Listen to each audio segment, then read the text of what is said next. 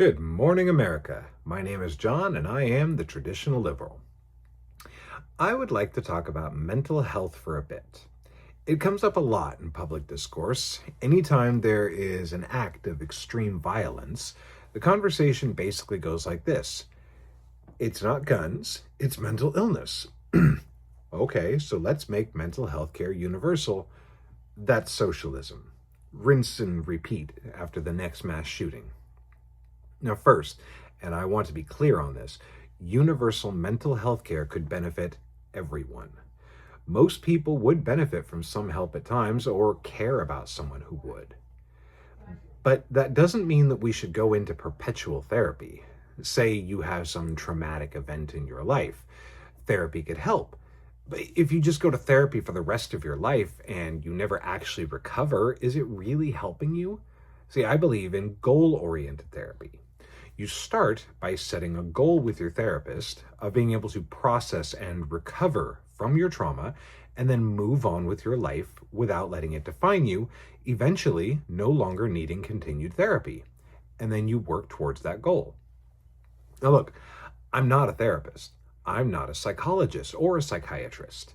But I do know that letting your trauma rule your life means that you never live your life to the fullest. So if you are currently dealing with some sort of trauma, seek help. And if you are currently in therapy, ask about a goal-oriented therapy. I have experienced trauma in my life.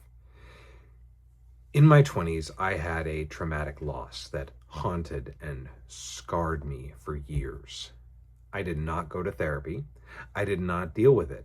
I did not move on, and I let it rule me for years. Then I met the woman who is now my wife, and we ended up in a situation that reminded me of that loss. And I was a wreck. I was worse than useless. I put my pain on her, and I caused her pain. And one day, she had enough. And she told me that I needed to snap out of it and deal with this, that this was not the situation I'd been in before, and that she needed my support. And at the time, I thought she was being heartless and cruel, but she was absolutely right. I was being selfish and I was wallowing in fear. And I did step up, even though it was one of the hardest things I'd ever done. And you know what? Everything turned out amazing. Not just okay, actually amazing. And that loss that had haunted me for so long, it's just a sad memory now. She did not process my trauma for me. She let me know that I had to do it in order to keep her. And losing her was not an option. So I did it, and I am eternally grateful to her because I no longer carry that pain with me every day. See, a good wife will do that for you. But a good husband, or heck, a good spouse, will not put that on you in the first place like I did. But that brings me to the next point. You are responsible for your own mental health. Someone can give you the tools or even a swift kick in the pants, but ultimately it's up to you. Now, related to that story, although there's no telling exactly how closely related, years later, I learned that I have a mental illness. Probably had it my whole life and never knew. It certainly explains a lot about my early adulthood. And it nearly destroyed my marriage. It could have even ended my life. Now, my wife stuck with me through this, and it was very hard on her, and we almost didn't make it several times. And it took a few years. Therapy, multiple medications attempted, diet changes, and a lot of hard work, but I am completely stable now. It's basically remission. And at this point, many people with a chronic mental condition will say, great, I don't need the medication anymore, and stop taking it. And that's a mistake. You see, I have a responsibility to be mentally healthy for myself, for my family, and for everyone else around me. If I chose to stop my treatment plan, I'd be putting all of that at risk. So it doesn't matter that I haven't had any mental health issues for years. I stay on my treatment plan for life, period. And if you are suffering from a mental health issue, you owe it to yourself and everyone around you to do whatever it takes to get well. And at times, that may feel impossible, but it's not.